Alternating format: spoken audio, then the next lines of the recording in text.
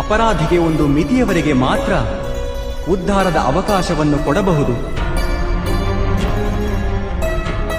ನಾನು ಶಿಶುಪಾಲನ 99 ಅಪರಾಧಗಳನ್ನು ಕ್ಷಮಿಸಿದ್ದೆ. ಆದರೆ 100 ಅಪರಾಧಗಳ ನಂತರ ಅವನಿಗೆ ಶಿಕ್ಷೆ ಕೊಡುವುದು ಅವಶ್ಯವಾಗಿತ್ತು.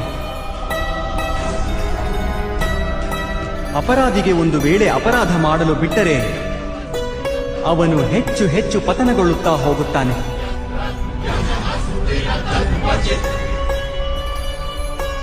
ಅವನು ಅಧರ್ಮ ಮಾಡದಂತೆ ತಡೆಯುವುದರಲ್ಲಿಯೇ ಕರುಣೆ ಇದೆ ಪಾರ್ಥ.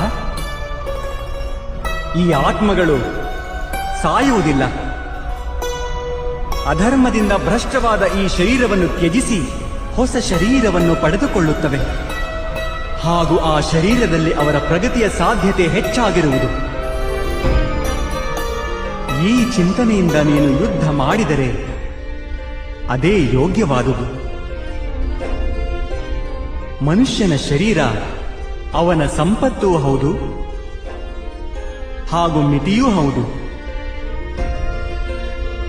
ಧರ್ಮ ಮಾರ್ಗದಲ್ಲಿ ಪ್ರಯಾಣ ಬೆಳೆಸುವ ಮನುಷ್ಯನು ತನ್ನ ಶರೀರವನ್ನು ಶುದ್ಧಗೊಳಿಸಿಕೊಳ್ಳುತ್ತಾನೆ ಹಾಗೂ ಆ ಮೂಲಕ ಆತ್ಮದ ಸಾಕ್ಷಾತ್ಕಾರ ಮಾಡಿಕೊಳ್ಳುತ್ತಾನೆ.